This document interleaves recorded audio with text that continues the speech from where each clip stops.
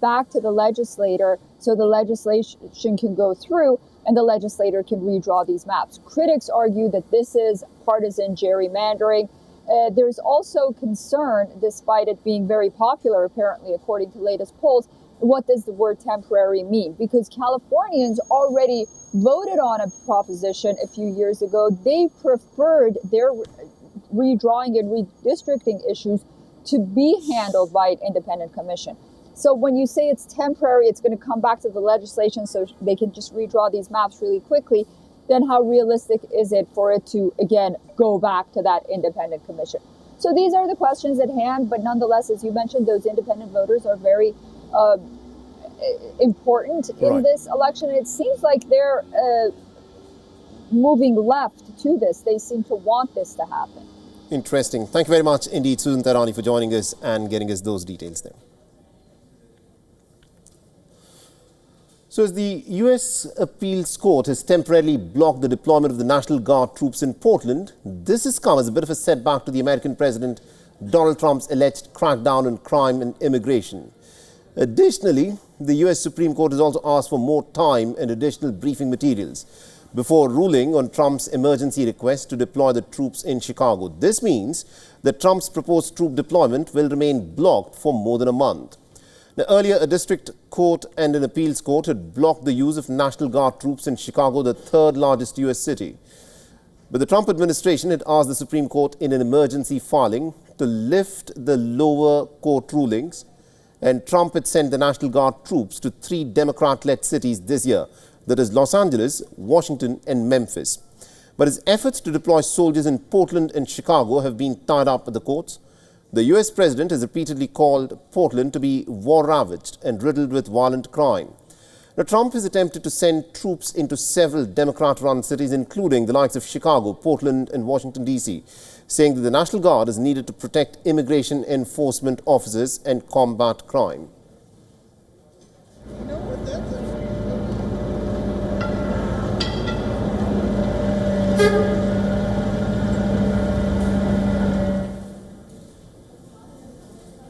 Snap polls in the Netherlands have thrown a bit of a cliffhanger, with Geert Wilders and his Freedom far-right party tied with the centrist D66, with 99.7% of the votes having been counted.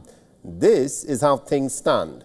The far-right PVV and the centrist D66 are tied at 26 seats each in the 150-seat parliament.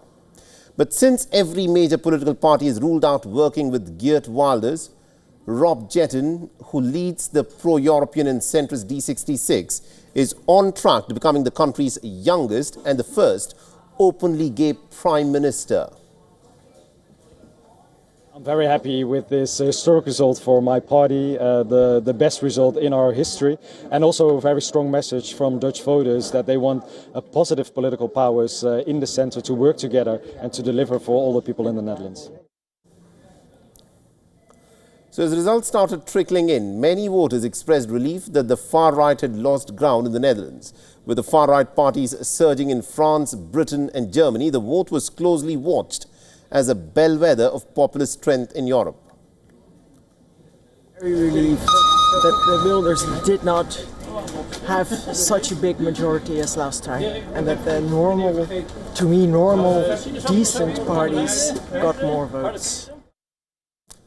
Now, the polls are a big setback for the populist in the far-right Geert Wilders and his anti-Islam PVV party. Geert Wilders is projected to carry about 26 seats into the parliament, and that means a loss of 11 seats compared to his stunning victory in 2023. Now, Geert Wilders had said that he was disappointed with the outcome, but has vowed to remain strong in the opposition. Personally, I would have liked to see a different result. However, we are still the second largest party, and perhaps even the largest. We will have to wait and see. It is now neck and neck between us and D66 as to who will be the largest party. Maar ik had liever natuurlijk 30 of meer zetels willen zien. Aan de andere kant. The final result tally could spill over into the next week, and what would follow next is months of talking as party leaders try to form a workable coalition and will work out a government program that is palatable to all sides. Now, the magic figure in the Dutch Parliament is 76, and 4 three-way coalition between the D66, the Liberal VVD, the left-wing Green and Labour bloc, and the centre-right CDA could form a potential next government.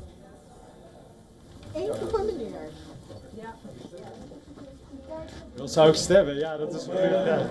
VVD. Alle Nederlanders kunnen zijn.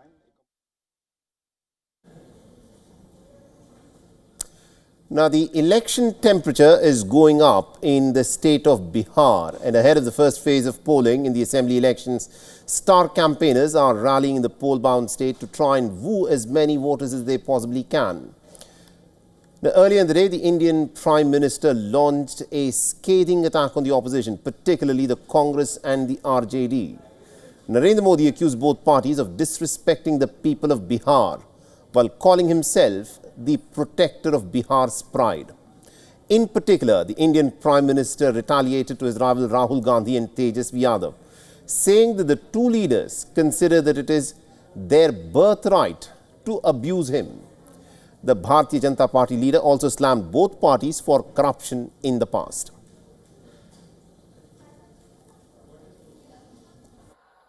अब दो युवकों की जोड़ी ने जो अपने आप को युवराज ही मानते हैं, इन दो युवराजों ने झूठे वायदों की दुकान खोल दी है। एक भारत के सबसे भ्रष्ट परिवार का युवराज, दूसरा बिहार के सबसे भ्रष्ट परिवार का युवराज, ये दोनों ही हजारों करोड़ के घोटाले में जमानत पर है। Now, Narendra Modi's rally has come a day after the Lok Sabha leader of the opposition, Rahul Gandhi, campaigned in Bihar's Muzaffarpur. On Wednesday, Rahul Gandhi had accused the Prime Minister of indulging in pure theatrics to try and get as many votes as possible, saying that Narendra Modi will dance if he can get more votes for it. Listen in. अगर आप कहोगे नरेंद्र मोदी जी आप ऐसा drama करो vote के लिए, वो कर देंगे। जो भी करवाना है करवा लो।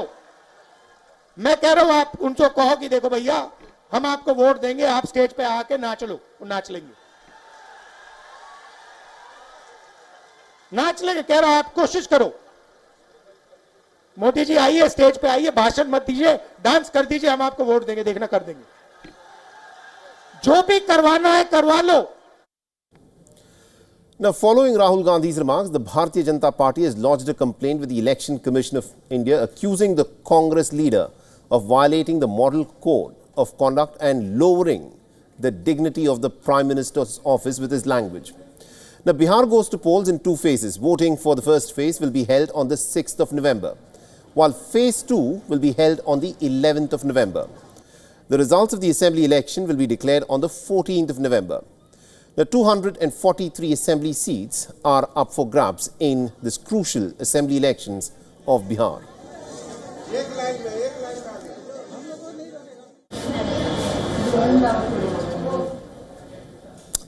Now, the election day turned into complete chaos in Tanzania as hundreds took to the streets protesting the exclusion of President Samia Suluhu Hassan's two biggest rivals from the presidential race. Now, according to reports, protests broke out in Tanzania's main city of Dar es Salaam and several other cities on polling day. The police reportedly fired gunshots and tear gas to disperse the protesters, with unconfirmed reports of several people being dead.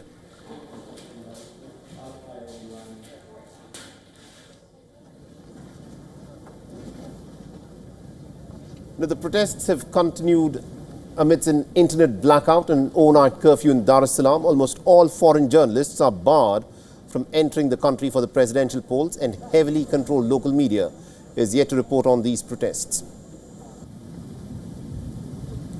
The ruling party and its government are described as an election, but a majority of Tanzanians do not see it as such. They see it as a performance, a performance staged to to create an illusion of democratic process, which in fact is not the case. It is actually Samia against Suluhu. Earlier this week, the presidential polls began in Tanzania amidst widespread allegations by the opposition that the ruling party and the Electoral Commission intend to rig the polls. The Tanzania's largest opposition force, Chadema, has boycotted the polls, citing a demand for fundamental electoral reforms, while the presidential candidate for the second largest opposition party, the Alliance for Change and Transparency, has been disqualified by the country's Electoral Commission. With no heavyweight opposition candidates clear to compete, critics allege that the vote is less like a contest and more like a coronation for the incumbent president, Samia Suluhu Hassan. The 65-year-old had become the East African nation's first female head of the state after the death of the sitting president, John Magufuli. And although Tanzania is a multi-party democracy, Hassan's party of the revolution has been in power since the country's independence from Britain way back in 1961. In recent times, the Tanzanian authorities have cracked down on the opposition leaders, civic groups, journalists and others. The opposition parties also reported 52 abductions in the run-up to the polls, highlighting the climate of fear in Tanzania. And our correspondent Calvin Ongmu has sent us this report. Listen in. Tanzania's general election on Wednesday descended into chaos as violent protests erupted across major cities, including Dar es Salaam, over claims of rigged polls and the exclusion of key opposition figures. It has been reported that turnout, particularly among youth voters, was low at dozens of polling sites. Close to two-thirds of Tanzania's total population is made up of people below the age of 35, and their main frustration and worry is job creation, access to quality education, and securing land rights. The youth have accused the government of brazen impunity and silencing democracy. The demonstrations, fueled by frustration over shrinking political space and dashed hopes for fair elections, have evolved into a powerful youth-led uprising demanding accountability and transparency. This is Calvin Ongmu from Johannesburg, South Africa for WION The World is One. And without its wrap on this edition of Race to Power, this is Mohammed Saleh signing off. Thanks for watching.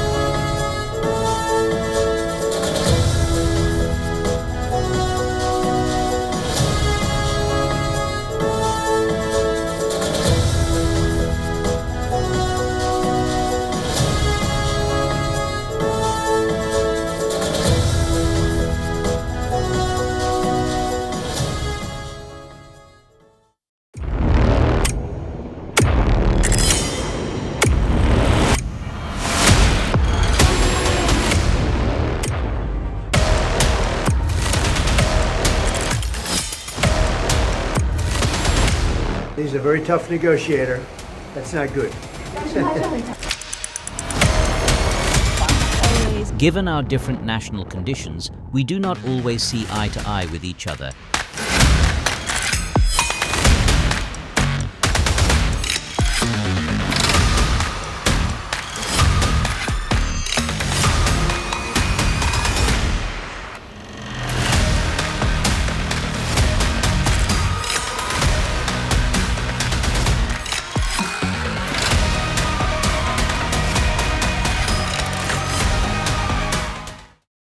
The stress of our world can take a toll on our physical and emotional health. Here in New York's Catskill Mountains,